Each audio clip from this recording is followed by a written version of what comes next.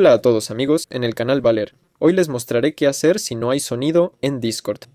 Primero, asegúrense de que el mezclador funciona y hay sonido en otras apps. Hagan clic aquí, desplacen hacia abajo y verifiquen que Discord esté activado y no silenciado.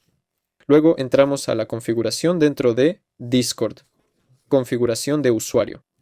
Aquí entramos a video y sonido. Aquí también tenemos una opción como dinámica. Y aquí hay dos configuraciones para ellos. La primera es, por supuesto, el volumen de los dinámicos. Súbanlo al máximo. También hay una forma en que se transmite el sonido.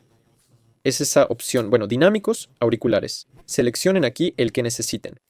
Eso es obligatorio. Si esto no ayuda, entonces solo queda revisar la configuración de sonido. Vamos a Windows. En general, si tienen sonido, lo que hicimos ahora debería haberles ayudado.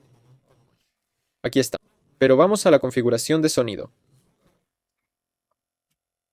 Desplazamos hacia abajo y aquí hay más opciones de sonido. Hacemos clic. Aquí están sus dinámicos y auriculares. Hagan clic derecho en Propiedades, Nivel, y verifiquen que todo esté al máximo. También pueden verificar haciendo clic derecho en Probar. Si todo funciona, intenten reiniciar el ordenador. Con eso es todo. Con ustedes estaba Valer. Hasta luego a todos.